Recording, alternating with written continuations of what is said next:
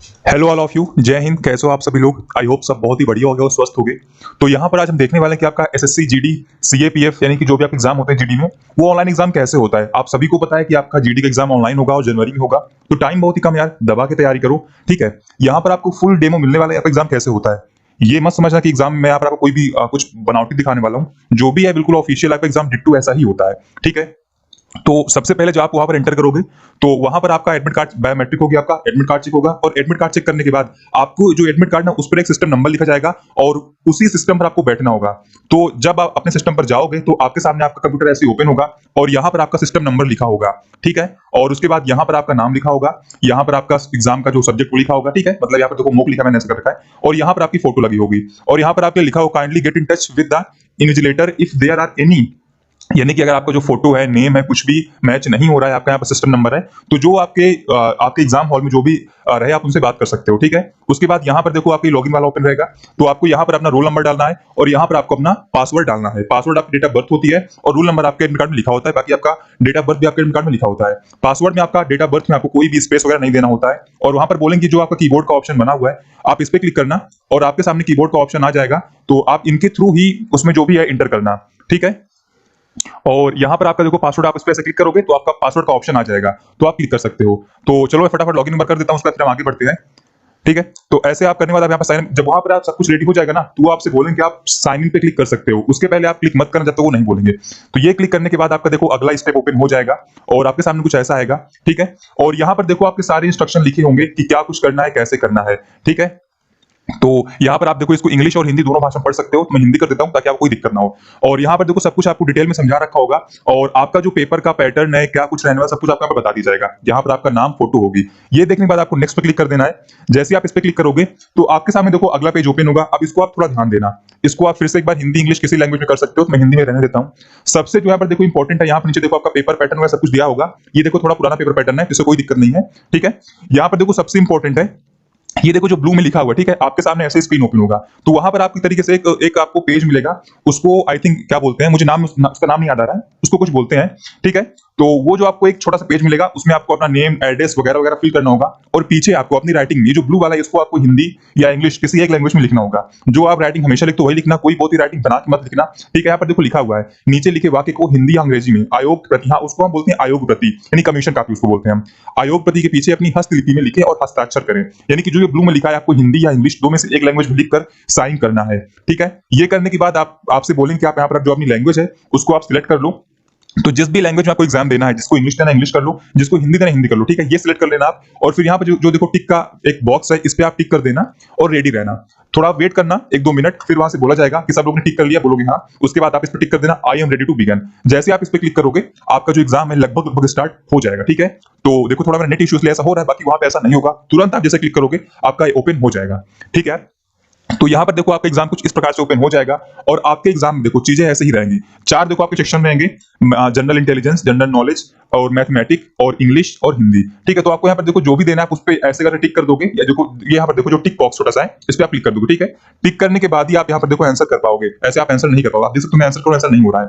Okay, और यहाँ पर देखो आपका ये ऐसा रहेगा कि आप जिस क्वेश्चन चाहो डायरेक्टली जा सकते हो। जैसे मान लो आपको जाना है 15 नंबर पे, तो आप 15 क्लिक किए, आप देखो सीधे 15 पे पहुंच गए हो और आपका पूरा बॉक्स ऐसे ही रहेगा और यहाँ पर आपके एग्जाम का नाम लिखा रहेगा, यहाँ पर आपका नेम, फोटो रहेगा और ऐसे क्वेश्चन आपके रहेंगे। ये मत समझना कि स्क्रीन इससे बड़ी रहेगी, आपकी स्क्रीन भी लगभग इतनी बड़ी ही रहती है। समस्या आपको वहीं यही होती है कि आपका जो क्वेश्चन होते हैं ना, एक पेज में आपके पूरे क्वेश्चन रीजनिंग के नहीं आ पाते हैं, तो आपको इसे ऐसे स्क्रॉल करना पड़ेगा। अब मान लो आपको यहाँ पर दिख रहा है कि इसका ऑप्शन मान लो सी करेक्ट है। ठीक है, और आपको आगे बढ़ना है तो आप यहाँ पर सेव एंड नेक्स्ट कर देना, आप आगे बढ़ जाओगे। ठीक है, आप देखो अगले क्वेश्चन में आ गए हो। अब यहाँ पर आप फिर से एक बार देखो इस पर टिक करोगे। अब मान लो आपको इसमें डाउट है कि यार ये क्वेश्चन सही है मेरा गलत है, तो आप एक काम करना, आप इसको मार्क फॉर रिव्यू कर देना, नेक्स्ट कर देना। इससे क्या होगा ना, यहाँ पर देखो आपका ये देखो ब्लू हो गया, मतलब ये आपका हाईलाइट रहेगा और आपको याद रहेगा कि इस क्वेश्चन में मैंने टिक तो कर दिया है लेकिन थोड़ा मुझे डाउट है और मुझे इसे दोबारा चेक करना है। यहाँ पर भी देखो आपको शो करेगा कि जो आपने एक क्वेश्चन से रिव्यू के लिए टिक किया है उस जाकर देख सकते हो। अगर आप इसको कुछ नहीं करोगे तो आपका सबमिट हो जाएगा और ये आपका सही टिक माना जाएगा। ठीक है, यहाँ पर देखो बता रहा है आपने क्वेश्चन आंसर किया है और आपने क्वेश्चन अभी तक आंसर नहीं किया जो आप देख चुके हो। बाकी 22 क्वेश्चन आपने इस सेक्शन में अभी तक देखे ही नहीं है। ये देखो पुराने पैटर्न का है, नए पैटर्न में केवल 20 क्वेश्चन ही रहेंगे, 25 क्वेश्चन नहीं आते हैं। ठीक है, तो इसका टेंशन मत लेना। और इसके अलावा मान लो आपने यहाँ इस पे टिक कर दिया, आपने सेव नेक्स्ट कर दिया है। अब आपको लगता है मैंने पीछे गलत टिक कर दिया, तो फिर से यहाँ पर देखो पीछे इस पे प्रीवियस पे कर सकते हो क्लिक, या आप यहाँ जा सकते हो। तो मैंने प्रीवियस पे टिक किया और यहाँ पर लगता है गलत है, आपको इसे स्किप करना है, तो यहाँ पर आप क्लियर रिस्पॉन्स कर दोगे। ठीक है, आप फिर ऐसे आगे बढ़े हो। अब मान लो आपकी जो क्वेश्चन है, मैं थोड़ा और आगे बढ़ता हूँ। अब मान लो जो क्वेश्चन आपको हिंदी में समझ में नहीं आ रहा है, काफी जगह ऐसा होता है कि क्वेश्चन हिंदी में समझ में नहीं आता है, खासकर मैथ्स में ऐसा होता है कि क्वेश्चन हिंदी में समझ में नहीं आता है, तो आप यहाँ से इसकी लैंग्वेज को इंग्लिश भी कर सकते हो, कोई भी दिक्कत वाली बात नहीं है। ठीक है, आपने इसको टिक किया, आपने इसको मान लो यहाँ पर टिक किया है, अब आप आगे बढ़ते हो और फिर से आप इसकी जो लैंग्वेज यहाँ से हिंदी कर सकते हो, कोई समस्या आपको नहीं होगी। ठीक है, यहाँ पर देखो बोला कि sections, attempt any one of the two option section, please click on the check box to attempt the section. अब जैसे मान लो इन दोनों में आपको हिंदी या इंग्लिश में से कौन सा करना है, तो मान लो आपको इंग्लिश करना है, तो आप पहले ये जो यहाँ पर देखो चेक बॉक्स, आप इस पर टिक कर देना तभी कर पाओगे, लेकिन ध्यान रखना आप टिक बहुत ही केयरफुली करना। एक बार जिस पे आपने टिक कर दिया, आप दोबारा उसे अनटिक कर सकते हो, लेकिन जो आप क्वेश्चन आंसर कर दोगे ना, वो या देखो बोल रहा है deselecting the check box will delete all the options marked in section, are you sure do you want to deselect the option, मतलब मैंने दोबारा कर दिया था। जैसे मान लो आपने इस पे टिक कर दिया, फटाफट देखो, ठीक है, अब आपने इसको भी आंसर कर दिया है और अब आपको लगता है नहीं इंग्लिश तो हार्ड आ रहा है, मुझे इंग्लिश नहीं करना है, तो आप इसे यहाँ पर अगर डिसलेक्ट करोगे ना, तो जो आपकी जितने आपने ऑप्शन टिक किए वो सब हट जाएंगे। ठीक है, अब देखो मैंने किया, ये देखो क्वेश्चन देखो 1 2 3, देखो सब आपका हट चुका है, आप हिंदी जा सकते हो वैसे ही। ठीक है, बाकी जो आपके देखो आई बटन ना, ये आपको बता देगा कि आपने इस सेक्शन में कितने क्वेश्चन अभी आंसर किए हैं, कितने क्वेश्चन आंसर नहीं किए हैं। सेम ऐसे आप जो आपके 4 आई बटन है, यहाँ पर आप टिक करोगे और यहाँ टिक करोगे ना, तो ये आपका ओवरऑल बताएगा कि आपने कितने क्वेश्चन विजिट किए हैं, कितने क्वेश्चन आपने विजिट नहीं किए हैं।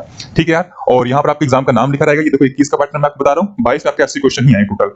और ऐसे करते करते आपके जब टाइम और हो जाएगा, यहाँ पर दिखा रहा है कि देखो एक नंबर है करेक्ट आंसर के लिए, अब देखो आपका 2 नंबर हो गया, यहाँ पर आपका 2 नंबर लिखा रहेगा और 0.25 की जगह पर 0.5 लिखा रहेगा नेगेटिव मार्किंग। सारा क्वेश्चन हो जाएंगे, 60 मिनट आपका एग्जाम खत्म हो जाएगा, तो आपको जो सेक्शन ना अपने आप सबमिट हो जाएगा।